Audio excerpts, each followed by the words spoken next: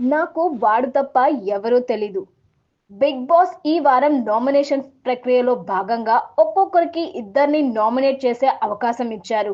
దీంట్లో భాగంగా నామినేట్ చేసే సభ్యుడి నెత్తిపై సీసా పగలగొట్టి నామినేట్ చేయాలి. తనుజకి ఛాన్స్ రాగానే ఇమ్ము అంటూ చెప్పింది. నేను 'బిగ్ బాస్ 9కి రాకముందు నాకు మీరంతా కొత్త. వాడితో నాకు 1 మంత్ ఫ్రెండ్షిప్ ఉంది. లోపలికి వచ్చేటప్పుడు నా వల్ల అవ్వదేమో, భయమేస్తుందిరా.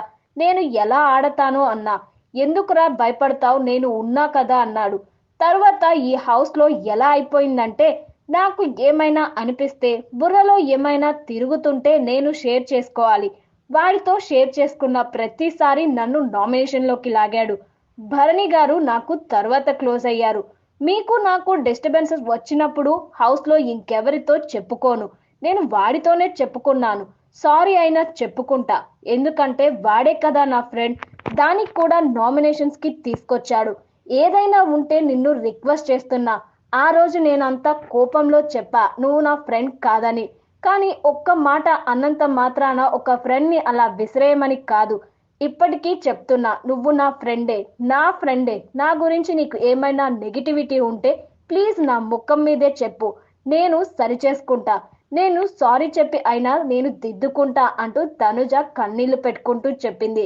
ఇక ఇది చెప్తున్నంతసేపు ఎమాన్యుల్ సైలెంట్ గానే ఉన్నాడు. తర్వాత తన పాయింట్స్ చెప్పాడు.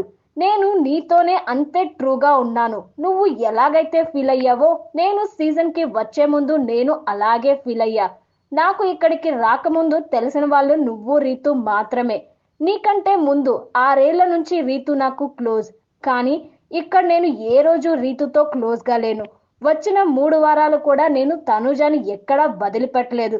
నువ్వు ఎంత ట్రూగా ఉన్నావో నా విషయంలో నేను కూడా అంతే ట్రూగా ఉన్నాను. అది నీకు ఎందుకు తెలియలేదో అదే నన్ను హర్ట్ చేసింది. నువ్వు ఎప్పుడైతే నాకు ఎవరూ సపోర్ట్ చేయట్లేదు నాన్న తప్ప అన్నావో అప్పటి నుంచి నేను బాధపడ్డాను